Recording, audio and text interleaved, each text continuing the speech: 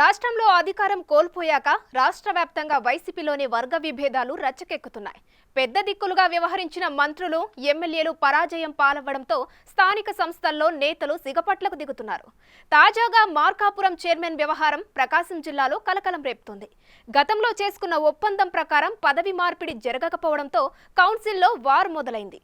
Party కోసం కోట్ల రూపాయలు ఖర్చు పెట్టిన మహిళా నేతకు ఇచ్చిన హామీ నెరవేర్చకపోవడంతో కథ అడ్డం తిరిగిందట. పెట్టిన ఖర్చు అడిగిన ఆ మహిళా నేతను మాజీ ఎమ్మెల్యే సోదరుడు బెదిరిస్తుండడంతో వివాదం వెలుగు చూసింది.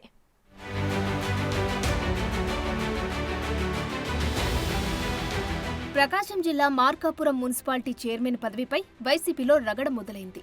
గత మున్సిపల్ ఎన్నికల్లో మొత్తం 35 డివిజన్లకు గాను 30 స్థానాలను వైసీపీ కైవసం చేసుకుంది. చైర్మన్ ఎంపిక విషయంలో అప్పటి ఎమ్మెల్యే కుందూరు నాగార్జున రెడ్డి నిర్ణయానికి వ్యతిరేకంగా మాజీ సీఎం జగన్ ఈ నిర్ణయం తీసుకోవడంతో సమస్య ఆరంభమైంది. మార్కాపురంలో ప్రముఖ వైద్యురాలైన కనకదుర్గను చైర్మన్ను చేయాలని నాగార్జున భావించారు.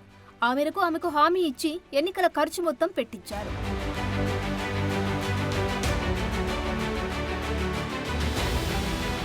ఎన్నికల ఫలితాల తర్వాత జగన్ జోక్యం చేసుకుని డాక్టర్ కనకదుర్గారెడ్డి సామాజిక వర్గం అవ్వడంతో వేరే సామాజిక వర్గం వారికి చైర్మన్ పదవి ఇవ్వాలని ఆదేశించారు.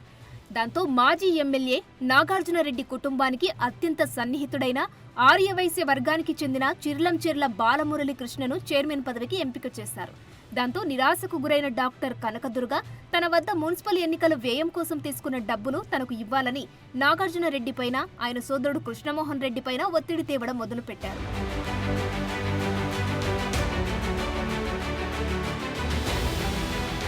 ఈ క్రమంలో చైర్మన్ అయిన మురళీకృష్ణ నుంచి వారిద్దరూ కొంత డబ్బు తీసుకుని ఆమెకు చెల్లించినట్లు తెలిసింది. తనకు ఇంకా 2 కోట్లు రావాల్సి ఉందని ఆమె అడిగినట్లు సమాచారం. ఈ పరిణామాల నడుమ ఆమెను గత వైసీపీ ప్రభుత్వంలో శ్రీశైలం దేవస్థానం పాలక మండలి సభ్యురాలిగా నియమించారు. దానికి ఆమె నిరాకరిస్తూ చైర్మన్ పదవే కావాలని పట్టుబట్టారు. లేకపోతే తన డబ్బు తిరిగివ్వాలని జగన్ నుంచి నాగార్జునరెడ్డి వరకు అందరిపై ఒత్తిడి పెంచారట.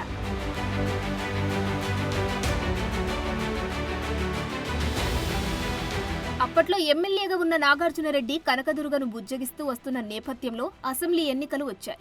నాగార్జునరెడ్డిని జగన్ గిద్దలూరు షిఫ్ట్ చేసి గిద్దలూరు నుంచి రాంబాబును మార్కాపురం అభ్యర్థిగా పంపించారు. అప్పుడు అప్రమత్తమైన కనకదుర్గ తన పరిస్థితి తేల్చాలని నాగార్జునరెడ్డి ఇంట్లో తిష్టవేశారు. ఆయన మున్సిపల్ చైర్మన్ మురళీకృష్ణను పిలిపించి ఆమెకు డబ్బులు ఇవ్వండి లేదా పదవి నుంచి తప్పుకోమని చెప్పారంట. ఆ క్రమంలో నాగార్జునరెడ్డి వారి మధ్య ఒప్పందం కుదుర్చి ఒక అగ్రిమెంట్ కూడా రాయించారట.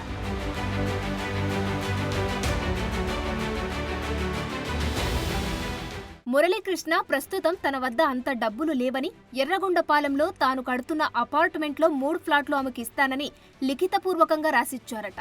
అయితే తాను 5 ఏళ్ల పాటు చైర్మన్గా ఉంటేనే 3 ఫ్లాట్లు ఇస్తానని, మధ్యలో తనను పదవి నుంచి తొలగించినా, వేరే రూపంలో తాను పదవిని వదులుకోవాల్సి వచ్చినా వాటిని ఇవ్వనని స్పష్టంగా పేర్కొన్నారట.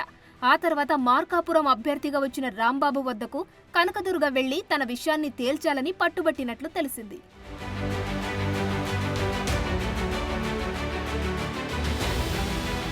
మున్సిపల్ చైర్మన్ తన సామాజిక వర్గమే అయినందున తాను ఎమ్మెల్యేగా గెలుపొందితే మురళీకృష్ణను మార్చి చైర్మన్గా కనకదుర్గకు అవకాశం కల్పించవచ్చన్న ఉద్దేశంతో ఎన్నికల అనంతరం సమస్యను సానుకూలంగా పరిష్కరించుకుందామని, అయితే ఎన్నికల్లో ఇటు అన్న రాంబాబు, అటు కుందూరు నాగార్జునరెడ్డిలు ఓటమి చెందారు.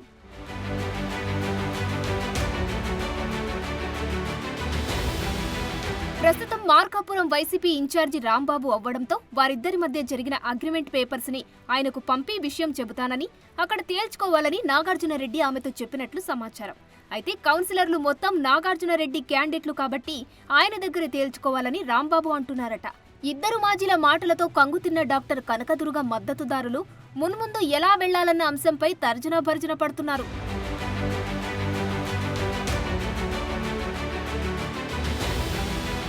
చైర్మన్ మురళీకృష్ణ మాత్రం నాయకులు చెబితే పదవి వదిలేస్తా, ఒప్పందం మేరకు ఫ్లాట్లు ఇవ్వనంటున్నారట. ఒకవేళ మెజారిటీ కౌన్సిలర్లు పార్టీ మారి తనను చైర్మన్ గా దింపేసినా అగ్రిమెంట్ క్యాన్సిలే అని స్పష్టం చేస్తున్నారట.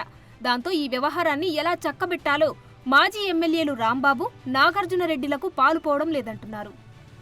ఆ క్రమంలో కనకదుర్గ ఒత్తిడి తెస్తుంటే కుందూరు నాగార్జునరెడ్డి సోదరుడు కృష్ణమోహన్ రెడ్డి బెదిరింపులకు పాల్పడుతున్నాడట. ఆ విషయం ఆమె తన సన్నిహితుల వద్ద వాపోతుండడంతో టోటల్ ఎపిసోడ్ వెలుగు చూసింది.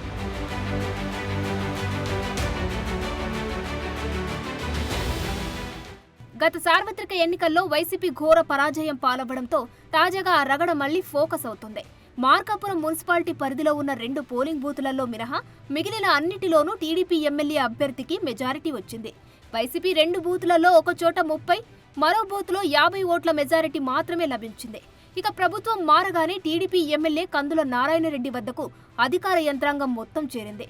దీంతో పలువురు వైసీపీ కౌన్సిలర్లు కూడా టీడీపీ వైపు దృష్టి సారించారు.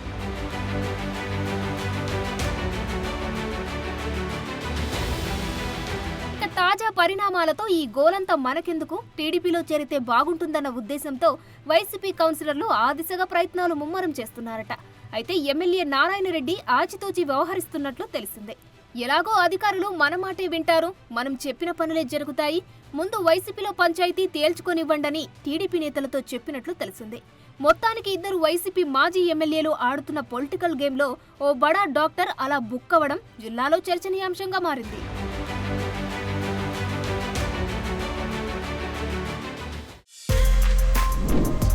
For more videos like this, subscribe Big TV channel.